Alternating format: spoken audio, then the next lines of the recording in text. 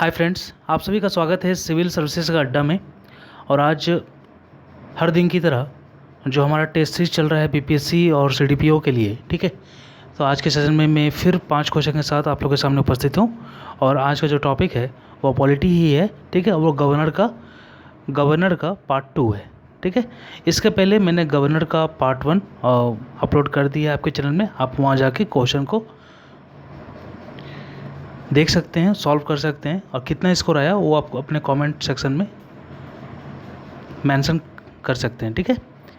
चलिए, आज का जो सेशन है हमारा वो गवर्नर पर ही है, लेकिन पार्ट 2 है वो उसका। मतलब जो भी एक्स्ट्रा क्वेश्चन जो भी बन सकते थे, ठीक है, और क्वेश्चन वो गवर्नर टॉपिक से, ठीक है, मैं आपके साथ आज डिस्कस करने वाला हूँ, ठीक है। तो बने रहिए सेशन के साथ, आइए देखते हैं। Here the first question is article 176 provide for the, यानी आर्टिकल 176 जो है ये क्या चीज़ से बिलोंग करता है, किस चीज़ के बारे में बताता है, ठीक है। फर्स्ट ऑप्शन क्या है, अपॉइंटमेंट ऑफ द गवर्नर, ठीक है, मे बी। सेकेंड ऑप्शन क्या है, टर्म ऑफ द गवर्नर, ठीक है। थर्ड ऑप्शन क्या है, special address bye the governor. And the D option is session, prorogation and dissolution of the state legislatures, ठीक है।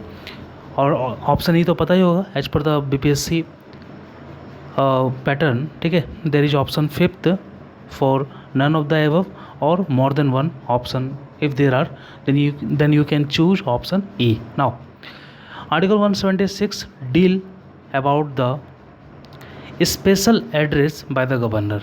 Okay, so that's why here the correct answer is option C, special address bye the governor, ठीक है। आइए थोड़ा सा option के साथ भी थोड़ा सा देख लेते हैं कि बाकी ऑप्शन क्या कह रहा है और किस आर्टिकल से रिलेटेड है, ठीक है। देखिए, आर्टिकल जो है अपॉइंटमेंट ऑफ द गवर्नर, ठीक है, ये जो है अपॉइंटमेंट ऑफ द गवर्नर, ये हमारा आर्टिकल नंबर 155 में आता है। कितना आता है, आर्टिकल नंबर 155 में हमारा आता है अपॉइंटमेंट ऑफ द गवर्नर की बात करेंगे, गवर्नर ऑफ द स्टेट, तो ये हमारा आर्टिकल नंबर 153 आता है, ठीक है। लेकिन यहाँ पर अपॉइंटमेंट ऑफ द गवर्नर की बात की जा रही है, तो ये आर्टिकल नंबर 155 आएगा। Now, term of the governor की बात करेंगे, ठीक है, तो ये जो टर्म ऑफ द गवर्नर है ये हमारा आर्टिकल नंबर 156 में आएगा, ठीक है। 156 यानी जस्ट 155 के बाद अपॉइंटमेंट के बाद टर्म की बात की जाती है, ठीक है। तो आर्टिकल 156 जो है it talk about the term of the governor, ठीक है। और आप सभी को पता है कि ये टर्म ऑफ द गवर्नर है, ये फिक्स नहीं होता है। प्रेसिडेंट कभी भी गवर्नर को रिमूव कर सकता है उसका ऑफिस से। बाय द वे, यहाँ पर थोड़ा टाइपिंग मिस्टेक है, मैंने टर्म ऑफ द गवर्नर की जगह गवर्नर लिख दिया है, ठीक है, sorry. Now, option number C, ये तो आपको पता होगा, ये तो 176 के अंदर ही आता है। ऑप्शन नंबर डी जो है ये session, prorogation and dissolution of the state legislature की बात करता है, ये आर्टिकल नंबर 174 में आता है, ठीक है। चलिए, बाकी सारे ऑप्शन को देखना जरूरी है, क्योंकि एक क्वेश्चन से कम 3-4 पॉइंट, 3-4 कॉन्सेप्ट आपको पता लग सके। ये डेडिकेशन के साथ मैं ये 5 क्वेश्चन का टेस्ट सीरीज आप लोगों के सामने रोज़ लेके आता हूँ, ठीक है। ज़्यादा से ज़्यादा लाइक कीजिए, शेयर कीजिए और सब्सक्राइब कर सकते हैं अगर आपको रिलेवेंट लगता है तो, ठीक है। चलिए, नाउ सेकेंड क्वेश्चन,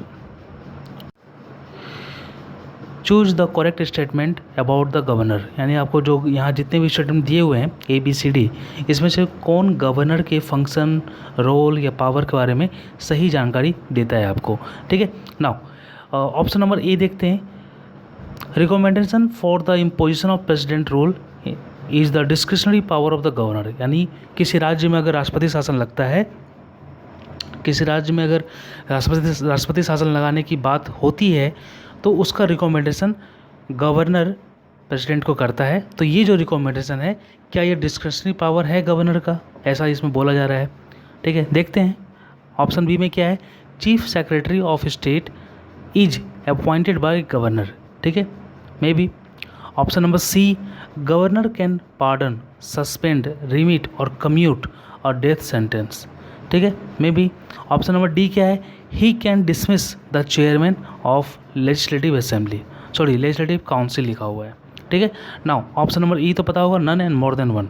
तो इसमें से कौन सा करेक्ट स्टेटमेंट है about the function power of the governor. ठीक है, तो यहाँ पर देखते हैं recommendation for the imposition of president rule is the discretionary power of the governor. ये सही है। ठीक है, ये जो स्टेटमेंट है ये सही है, ये गवर्नर का डिस्क्रिशनरी पावर है। Now come in the second option, chief secretary of state is appointed bye the governor. ये भी सही है। ठीक है, ऑप्शन नंबर बी जो है ये भी करेक्ट है। Now option number C, governor can pardon, suspend, remit और commute a death sentence.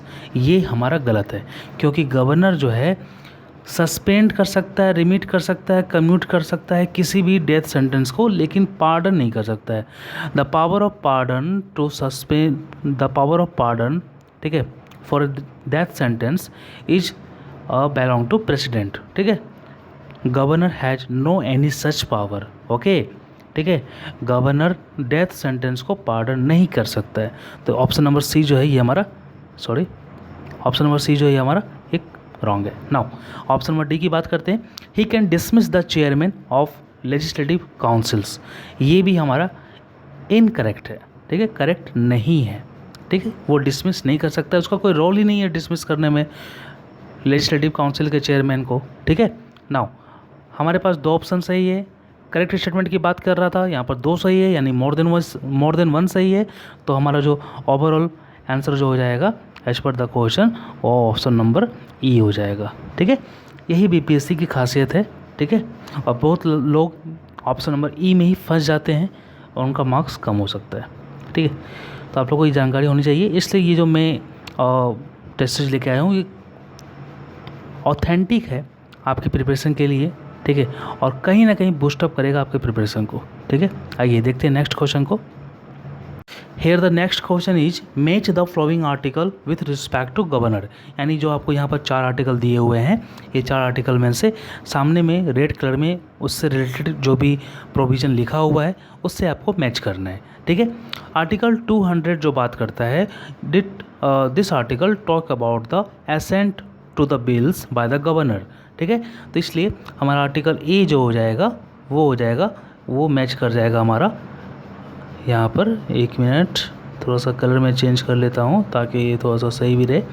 Now article 200 जो है ये हमारा ऑप्शन नंबर 3 से मैच कर जाएगा। ठीक है, नाउ आर्टिकल नंबर 233 जो है ये टॉक अबाउट द, ठीक है, ये जो 233 जो है ये बताता है अपॉइंटमेंट ऑफ द डिस्ट्रिक्ट जज बाय द गवर्नर। ठीक है, ऑप्शन नंबर 4 में हो जाएगा बी का। Now come in the article C, option number C, article 176। अभी मैं आपको बता भी चुका हूँ, फर्स्ट क्वेश्चन भी था। ठीक है, आपको मुझे तो बताने की ज़रूरत ही नहीं है। ठीक है, इसलिए इसका ये हो जाएगा, आप सभी को पता है 176 deal with the special address bye the governor. Now article 165, ठीक है, 165 जो है ये डील करता है हमारा, ठीक है, एडवोकेट जनरल ऑफ स्टेट। ठीक है, चलिए चारों के चारों मैच हो गए हैं। ठीक है, आपको आर्टिकल्स याद करना ज़रूरी है। आप बीपीएससी के एग्ज़ाम दे रहे हो या यूपीपीसीएस के एग्ज़ाम दे रहे हो, गवर्नर से हमेशा एक ना एक आर्टिकल्स आता ही आता है हर साल। ठीक है, ऐसे भी आर्टिकल्स आप लोगों को याद रखना ही पड़ेगा। ठीक है, काफ़ी ज़रूरी हो जाता है। ठीक है, चलिए नेक्स्ट क्वेश्चन देखते हैं हम लोग। Now question number 4, choose the incorrect statement about the governor. आप लोगों को यहाँ पर एक चीज़ देखना चाहिए कि मैं यहाँ पर बात कर रहा हूँ इनकरेक्ट स्टेटमेंट की। ठीक है, not about the correct statement. ठीक है, ये सब चीज़ माइनर मिस्टेक से बहुत सारे लोगों का क्या बोलते हैं, अच्छा खासा जो भी आंसर वो इनकरेक्ट हो जाता है, क्योंकि वो लोग इनकरेक्ट स्टेटमेंट को देखते ही नहीं है। ठीक है, नाउ देखते हैं हम लोग क्या यहाँ पर जो 4 ऑप्शन दिया हुआ है ABCD, इसमें से इनकरेक्ट क्या है। ऑप्शन नंबर ए जो बोल रहा है, he may not withhold his assent to the money bills, यानी जो मनी बिल आता है गवर्नर के पास वो इसको विथ होल्ड नहीं कर सकता है, यहाँ पे ऐसा बोला जा रहा है। देखते हैं मे भी। ऑप्शन नंबर बी क्या है, गवर्नर में reserve the money bill for the president consideration, यानी गवर्नर जो है बाकी ऑर्डिनरी बिल की तरह मनी बिल को भी प्रेसिडेंट के कंसिडरेशन के लिए रिजर्व रख सकता है, ऐसा बोला जा रहा है। ठीक है, देखते हैं सी ऑप्शन क्या बोल रहा है, governor can not return the money bill for reconsider. ठीक है, चलिए देखते हैं ऑप्शन नंबर डी क्या है, governor will not have any further role in the enactment of the bill अगर option number B is true. If option B is true then D जो statement है वो बोल रहा है कि गवर्नर का बिल के इनैक्टमेंट में कोई भी रोल नहीं रह जाएगा. ठीक है, तो ऑप्शन नंबर बी क्या बोल रहा है? ऑप्शन नंबर बी बोल रहा है कि गवर्नर मनी बिल को प्रेसिडेंट के कंसिडरेशन के लिए रख सकता है. अगर ये रख सकता है तो गवर्नर का कोई भी रोल नहीं रहेगा आगे in the enactment of bill. ठीक है, ये ऑप्शन नंबर डी बोल रहा है. तो अगर बी सही हुआ तभी डी सही हो पाएगा. तो ये आप लोग को देखना है यहाँ पर. ठीक है, मैंने काफ़ी अच्छे से इसको डिज़ाइन किया है ताकि आप लोग यहाँ पर कुछ कंफ्यूज भी हो सकते हो. ठीक है, चलिए देखते हैं ऑप्शन नंबर ए से क्या है क्या नहीं है, इनकरेक्ट है या करेक्ट है. ठीक है, चलिए बोल रहा है कि governor may not withhold is assent to the money bills. ठीक है, नहीं, ये इनकरेक्ट है क्योंकि गवर्नर जो है ये मनी बिल्स को विथ होल्ड कर सकता है और अगर विथ होल्ड कर लिया तो वो मनी बिल एंड हो जाएगा. ठीक है, हमारा ऑप्शन नंबर ए जो है ये इनकरेक्ट है क्योंकि वो मनी बिल को भी विथ होल्ड कर सकता है. नाउ इसके बाद क्या है कि गवर्नर जो है may reserve the money bill for president consideration. सही बात है, गवर्नर जो है ये मनी बिल को भी प्रेसिडेंट के कंसिडरेशन के लिए रख सकता है. सही है, अगर बी सही है तो डी भी सही हो जाएगा. ठीक है, नाउ सी क्या बोल रहा है? Governor can not return the money bill for reconsideration. ये भी सही है. ठीक है, वो मनी बिल को रिकंसिडरेशन के लिए रिटर्न नहीं कर सकता है क्योंकि वो खुद मनी बिल जब आता है लेजिस्लेटिव असेंबली में तो खुद उसके प्रायर रिकमेंडेशन के बाद ही आता है. ठीक है, तो इस प्रकार वो उसको रिमूव नहीं कर सकता है, मतलब रिटर्न नहीं कर सकता रिकंसिडरेशन के लिए. ठीक है, तो ये हमारा जो as per the requirement of the question incorrect की बात की जा रही थी तो हमारे यहाँ पर ऑप्शन नंबर ए इनकरेक्ट है, इसलिए ऑप्शन नंबर ए जो होगा ये हमारा सही हो जाएगा. ठीक है, चलिए नाउ हम नेक्स्ट क्वेश्चन देखते हैं. Here the last and the fifth question in front of you. Which article provide for Council of Ministers shall be collectively responsible to the Legislative Assembly? यानी कौन सा आर्टिकल ये बात करता है कि जो काउंसिल ऑफ मिनिस्टर होते हैं वो कलेक्टिवली रिस्पॉन्सिबल होते हैं टू द लेजिस्लेटिव असेंबली. ठीक है, तो यहाँ पर आर्टिकल्स कौन कौन दिए हुए हैं? 162, 163, 164, 165 एंड नन या मोर देन वन. ठीक है, तो ऑप्शन ई तो होगा नहीं क्योंकि बात तो होगा एक ही आर्टिकल्स का. ठीक है, हो भी सकता है कि अगर चारों आर्टिकल में से कोई भी आर्टिकल ना हो तो ऑप्शन नंबर ए भी हो सकता है. ठीक है, आपको देखना है. देखिए आर्टिकल नंबर 162 जो है ये बात करता है expand of executive power of the state. ठीक है, तो ये 162 तो नहीं होगा. ठीक है, नाउ हमारे पास आर्टिकल 163 है जो ये बोलता है कि there should be a council of minister. ठीक है, headed by chief minister to aid and advise the governor. ठीक है, तो ये भी नहीं होगा.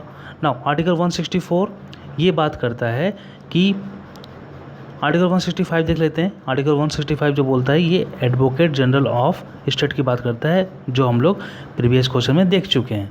इसका मतलब ऑप्शन डी भी नहीं होगा. Now come in the question option number C. ठीक है, ये जो है बोल रहा है आर्टिकल 164 जो है ये बोलता है कि council of ministers shall be collectively responsible to the legislative assembly. इस प्रकार हमारा जो ऑप्शन हो जाएगा वो ऑप्शन नंबर 164 हो जाएगा. ठीक है, चलिए ये हमारा 5 क्वेश्चन का सीरीज था. कैसा रहा कैसा नहीं रहा ये आप लोग बताना. ठीक है, थैंक्स. तो थैंक्स फ्रेंड्स, शेयर कीजिए इसको ज़्यादा से ज़्यादा ताकि सभी लोग बेनिफिट हो सके. ठीक है, और आप लोग का प्यार बना रहे ये बस ये हमारे यही मुझे बस यही चाहिए. ठीक है, और कुछ रिक्वायरमेंट हो तो आप लोग कमेंट सेक्शन में डाल सकते हो. बस जिनको ज़रूरत है इंग्लिश मीडियम का test series for the BPSC and CDPO please share among them. Okay, thanks.